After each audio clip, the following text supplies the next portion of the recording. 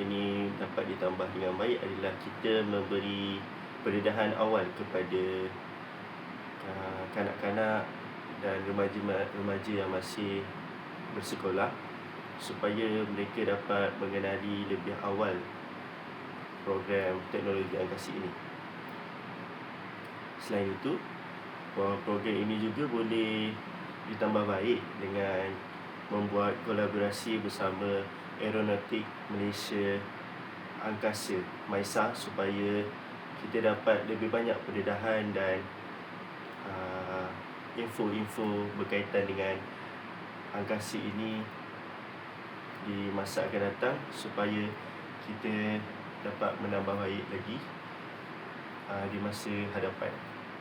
Dan dengan itu, program ini juga memberi kesan kepada kehidupan masyarakat, seperti mana kita menggunakan teknologi-teknologi yang ada setiap hari sebagai keperluan hidup, seperti mana GPS yang menggunakan satelit untuk kita berhubung dan menunjukkan arah. Selain itu,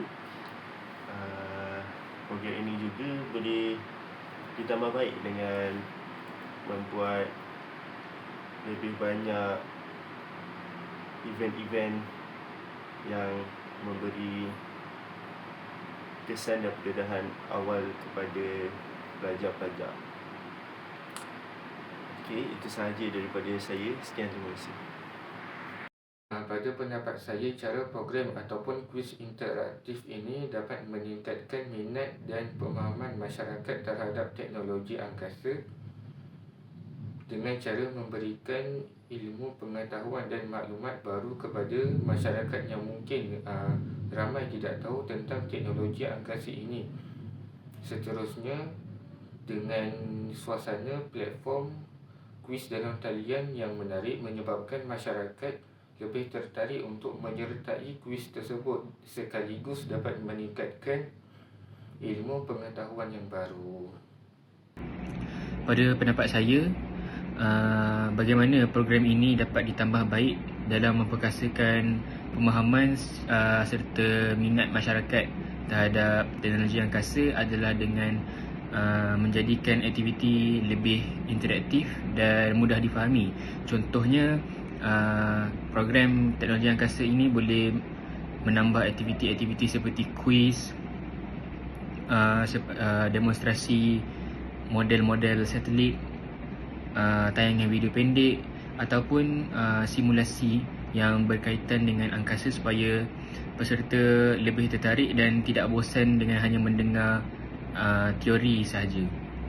Selain itu, penggunaan bahasa yang ringkas dan contoh yang lebih dekat dengan kehidupan seharian juga penting. Contohnya, kita boleh mengaitkan teknologi-teknologi angkasa dengan teknologi seperti ramalan cuaca, alat komunikasi, GPS dan penggunaan satelit.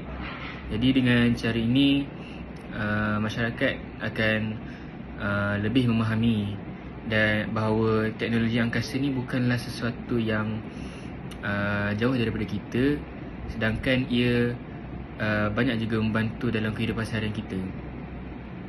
Jadi secara keseluruhannya, saya rasa program ini sudah sedia baik, namun boleh lagi ditambah baik di masa akan datang dengan membanyakkan lagi aktiviti yang lebih praktikal dan lebih visual, supaya ia dapat menambah minat masyarakat terhadap bidang teknologi angkasa. Sekian, itu sahaja.